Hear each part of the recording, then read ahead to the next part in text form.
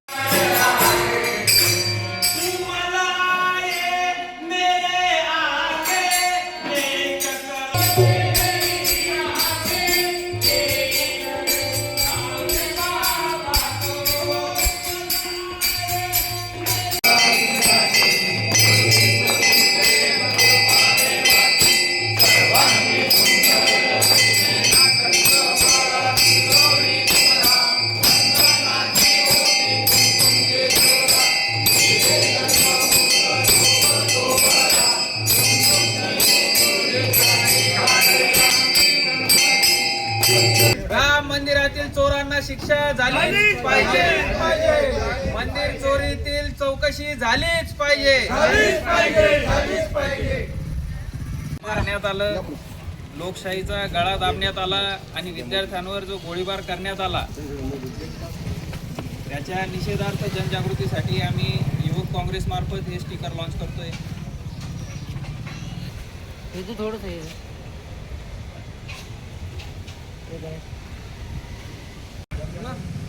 प्रभू रामचंद्राच्या अयोध्येतील राम मंदिरामध्ये 35 दानपेट्यामधला जे दान अत्यंत भावपूर्ण लोकांनी त्या ठिकाणी दिलं होतं. त्याचबरोबर प्रभू रामचंद्राच्या पादुका आणि प्रभू रामचंद्राचे जे काही गळ्यातले कानातले ज्या वस्तू आहेत त्या वस्तू भाजप आणि RSSच्या लोकांनी त्या ठिकाणी चोरीलेल्या आहेत, म्हणजे दरोडा त्या ठिकाणी टाकलेला आहे. या दरोड्याची सखोल चौकशी त्या ठिकाणी झाली पाहिजे. या दरोड्यामध्ये जे कोणी दोषी असतील त्या गुन्हेगाराला अटक त्या ठिकाणी झाली पाहिजे आणि त्यांना जेलमध्ये टाकलं पाहिजे. आमची प्रभू रामचंद्राला या ठिकाणी आम्ही विनंती केलेली आहे की आमचे पंतप्रधान हिंदू म्हणून या देशाचे पंतप्रधान म्हणून त्या ठिकाणी बसलेले आहेत. गृहराज्यमंत्री सुद्धा हिंदू म्हणून आणि राम भक्त म्हणून त्या ठिकाणी बसलेले आहेत. परंतु याच खोट्या राम भक्तांनी राम मंदिराची सगळे नाश त्या ठिकाणी केली. हिंदू धर्माला काळिंबा फासण्याची गोष्ट त्या ठिकाणी त्या पंतप्रधानाच्या नेतृत्वाखाली असलेल्या राम मंदिराच्या त्या ठिकाणी केलेली आहे. 1400 कोटी रुपयांचा पुढचा दरोडा या भाजप आणि RSS वाल्यांनी त्या ठिकाणी टाकला. याची चौकशी झाली पाहिजे. महाराष्ट्रात त्याची पुनरावृत्ती त्या ठिकाणी दिसली.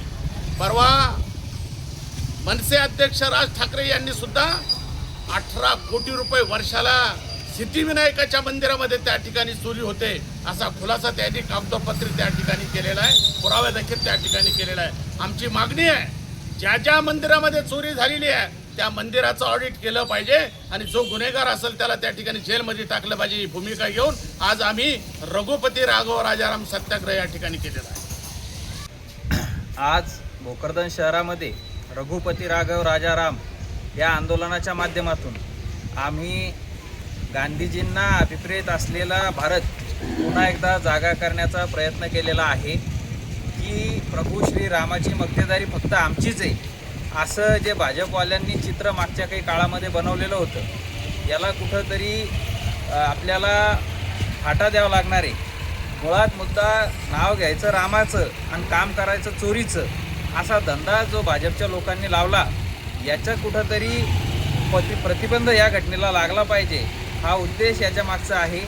काँग्रेसी लोक म्हणजे महात्मा गांधींच्या विचारावर चालणारे महात्मा गांधी असे होते की जेव्हा त्यांनी शेवटचा श्वास घेतला तेव्हा त्यांच्या तोंडातून हे राम असं निघलं. रघुपती राघव राजारामसारखं भजन ज्यांनी तयार केलं अशा गांधीजींच्या विचारावर आम्ही चालणारे आहोत. पण आमच्या रामाचं नाव घेताना आमचा शेवटचा प्राणसुद्धा रामाच्या नावाचा आहे. कोणाचा प्राण घेण्यासाठी कधी आम्ही रामाच्या नावाचा वापर केलेला नाही आणि स्वतःचे खिसे भरण्यासाठी तर नक्कीच नाहीच नाही. तर आम्हाला रामाच्या मंदिरामध्ये जी चोरी झाली अयोध्येच्या मंदिरामध्ये जी चोरी झाली याची निष्पक्ष चौकशी झाली पाहिजे आणि फक्त छोट्या छोट्या पाद्यांच्यावर सगळं ढकलून हे चालणार नाही.